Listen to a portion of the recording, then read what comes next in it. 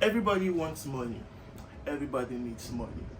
Everybody wants money, and people are working hard to have a stable source of income. That's why today we're going to be discussing on cash flow in technology. How does cash flow align with technology? How will you, a 9 to 5 worker, be able to invest in cash flow using your technological idea? But before we proceed, I would like to define what is cash flow. As we all know, we said cash flow is the total amount of money being transferred. The total amount of money being transferred. That's what we call cash flow. And we all know what is technology.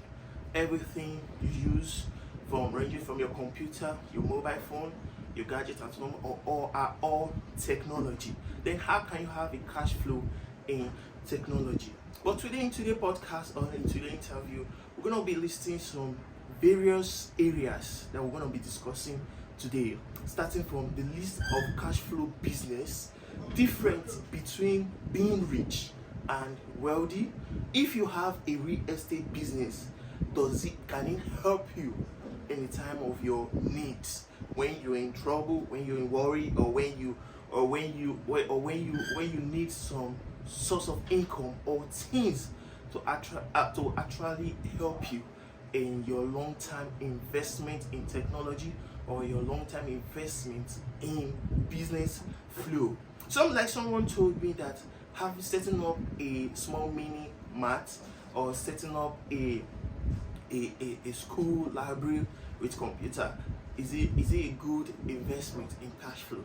Just like what I said, just tune in to this channel, just watch to the end, learn, participate in the comment section, and enjoy. Thank you.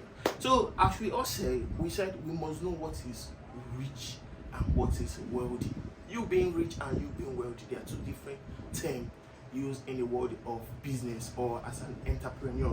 We said rich means you have access to constant cash on autopilot to meet short-term needs or long-term needs. If you are able to save the cash flow, I just defined what rich means. Like you being rich, it means that you have access to constant cash on autopilot to meet short-term needs.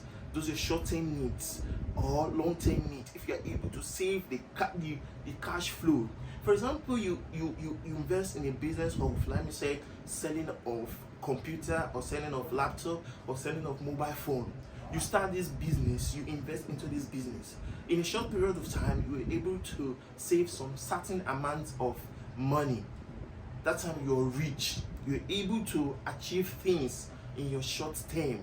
But if you can be able to save the profit gotten from the sale of your laptop, the sale of your phone, the sales of maybe laptop, you're investing into it, you're able to save it in the long term, it becomes that you're rich. Then when we talk on wealthy, you're being wealthy. We said wealth is what happened after you save. Wealth is what happened after you save, remove your lifestyle, your cost, and invest the balance. You can see that now we are trying to differentiate between you being rich and you being wealthy.